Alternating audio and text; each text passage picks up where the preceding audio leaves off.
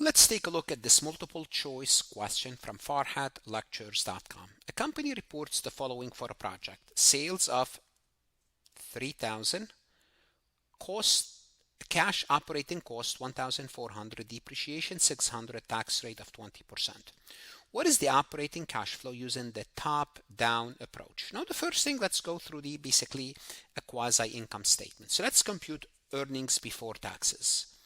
Well, which is 3,000 minus the expenses minus the depreciation equal to 1,000. This is earnings before taxes. What do we do next? We compute the taxes. The tax rate is 20%. We have to pay $200. Once we take out 1,000 minus 200, we'll get to 800. Okay, great. This is net income. I'm not interested in net income. I'm interested in my operating cash flow. Well, operating cash flow is what? Is just using the cash. What's the cash amount? 3,000 in sales. We're not told otherwise. It's all cash.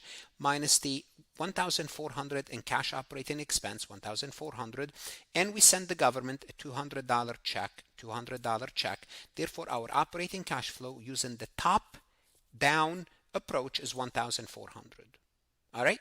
Now, can you compute operating cash flow using the bottom-up approach? Because you also learn about the bottom-up approach. Yes, I will take my net income and I add back my depreciation. This is the bottom-down approach, and I'll get to 1,400. Can I compute operating cash flow using the third method, which is the tax shield approach? Yes, I can. How do I do that? I will take 3,000 minus 1,400. Which is equal to 1,600.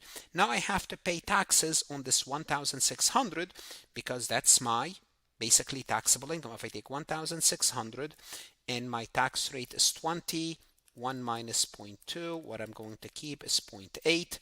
So I'm going to take 1,600 times 0.8. What's left times 0.8, which is 1 minus 0.2, 1,280. Now, what do I need to do? I need to add my tax shield. What's my depreciation is 600. So my tax shield is 600 times 0.2. So let's see, my tax shield is 600 times 0.2 equal to 120. If I add back, now I add my tax shield plus 120, you guessed it, it's going to be 1,400. So that's the third method. So this is the first, not the first, the top-down, bottom-up, the tax shield approach.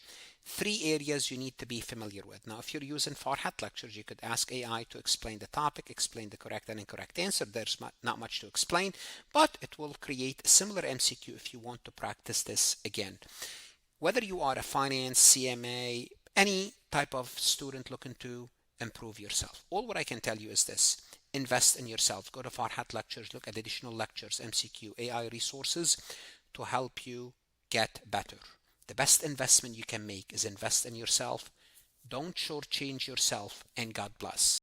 Want to see more CPA exam multiple choice questions solved step by step?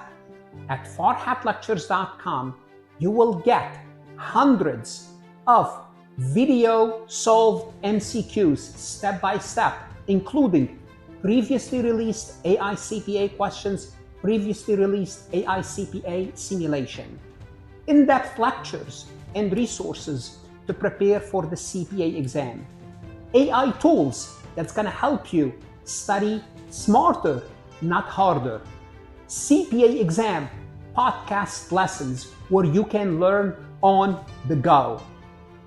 And also you will get the personal guidance of support of Farhat and his team. If you are serious about passing the CPA exam, this is your next step. Visit the website farhatlectures.com, start your free trial, and I hope to see you on the website.